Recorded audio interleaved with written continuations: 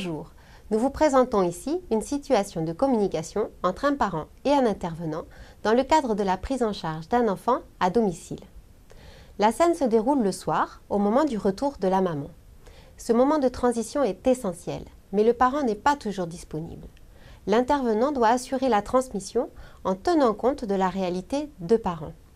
Je vous conseillerai tout au long des différents moments afin que ce moment se déroule au mieux pour chacun. Mais je vous laisse maintenant découvrir la situation.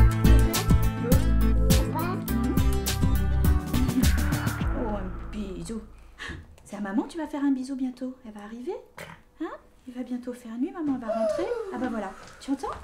Qui c'est? Ah, je suis désolée, je suis en retard, j'ai eu une journée épuisante. Ça s'est bien passé? Très bien, très bien. On est allé donner à manger aux poissons du parc ce matin. Très bien. Ils sont- Eh ben, on se voit demain, nous on va aller prendre le bain. Après la journée de travail, vous embrayez sur une autre, c'est pas toujours évident d'être parent. Non. On y va? Eh oui. Oui. On va aller prendre le bain, hein? On dit au revoir? Disons, maman elle est fatiguée, elle a une grosse journée. Ah dada. Maman elle a une grosse journée? Allez, ma Oui, chérie. elle est pressée, On dit au maman. revoir? Alors je sais que c'est pas évident de trouver le temps le soir de reparler de la journée.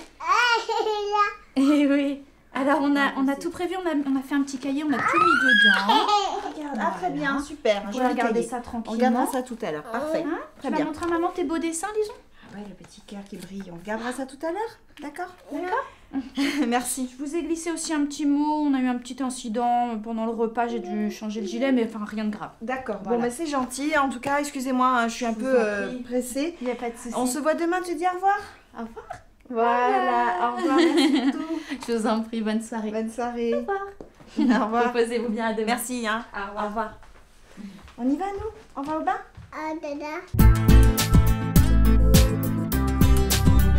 Ah, je suis désolée, je suis en retard, j'ai eu une journée épuisante. Ça s'est bien passé? Très bien, très bien. On est allé donner à manger aux poissons du parc ce matin. Très bien. Ils sont- Eh ben, on se voit demain, nous on va aller prendre le bain. Après la journée de travail, vous embrayez sur une autre, c'est pas toujours évident d'être parent. Non. On y va? Dans la scène que nous venons de voir, l'intervenante, au retour de la maman, exprime le fait qu'elle sait qu'une journée de maman c'est difficile. Le stress, la fatigue, les préoccupations sont autant de freins à la communication. Le parent doit se sentir soutenu, compris dans cette difficulté. Il sera alors plus en confiance dans les transmissions suivantes. Alors je sais que c'est pas évident de trouver le temps le soir de reparler de la journée.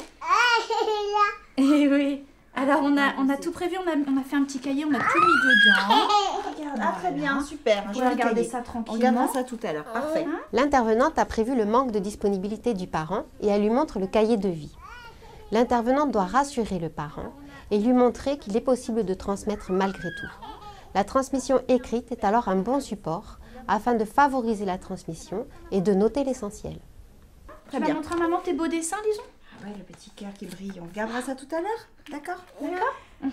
Merci. Je vous ai glissé aussi un petit mot, on a eu un petit incident pendant le repas, j'ai dû changer le gilet, mais enfin rien de grave. D'accord. Dans les transmissions orales, l'intervenante parle particulièrement des dessins de l'enfant qu'elle a mis dans le cahier de vie.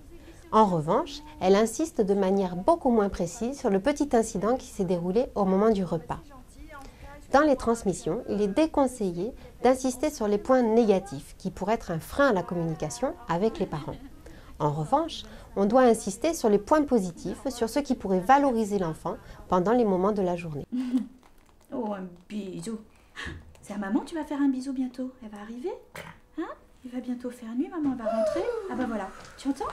Avant le retour de la maman, l'intervenante montre à l'enfant que la nuit tombe et lui dit que maman va bientôt rentrer. Afin d'aider l'enfant à anticiper le retour du parent, l'intervenante utilise des termes concrets qui vont servir de repère à l'enfant. Disons, maman elle est fatiguée, elle a une grosse journée. Ah dada. Maman elle a une grosse journée? Allez, ma Oui, chérie. elle est pressée, On dit au maman. revoir? Nous voyons ici l'intervenante expliquer à l'enfant la précipitation de ce retour. Quel que soit l'âge de l'enfant, il est important que l'adulte explique, remette en mots et exprime ce que l'enfant est en train de vivre. Très Tu vas bien. montrer à maman tes beaux dessins, disons.